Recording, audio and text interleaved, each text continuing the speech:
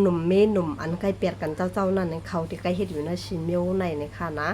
คอที่หนึ่งในเนี่ย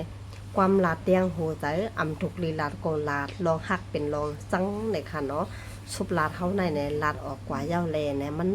เฮาลาดได้ก็เฮาว่าเฮาเปเปิ้นก้วยหนาวว่าเฮาขึ้นเจอก้นเจก็เอากำอันเฮาลาดออกอันนั้นขึ้นมาลาดตัวเฮาขึ้นด้วยรู้เพราะว่าลาดใส่เฮาเย้าแลเฮาขันจ้าเจิงเหือเนี่ยเฮาก็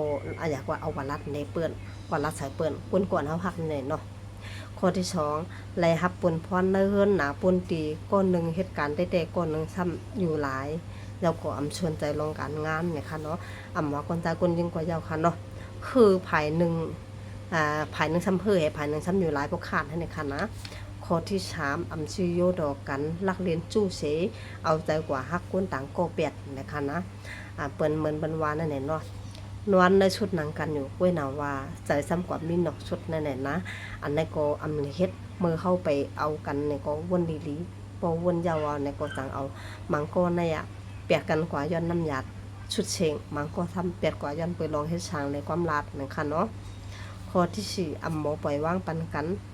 ไผ่แล้วก็อำย้อมเลไผ่ก็ว่าไผ่แขนความนั่นแหละที่ใกล้เปียกกันนะคะเนาะพิดกันให้เปียกกันกว่าปวดเฮากำบานน้ำในเพราะว่าหมอหาเงินหนังกันผู้ก็หามีก็หาแขนได้เงินนำในซึ่งตีไกลมาเขียงตากันเนาะเขียงตากันที่ย้อนเปิดเขียงตาเลยเอาลองตั้งหักขาดกันกว่าให้นาเฮิรนก็แดกโผมันเป็นโผเฮาโผ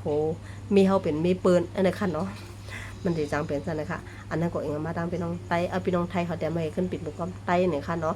ทางเสวาถอมยาวแล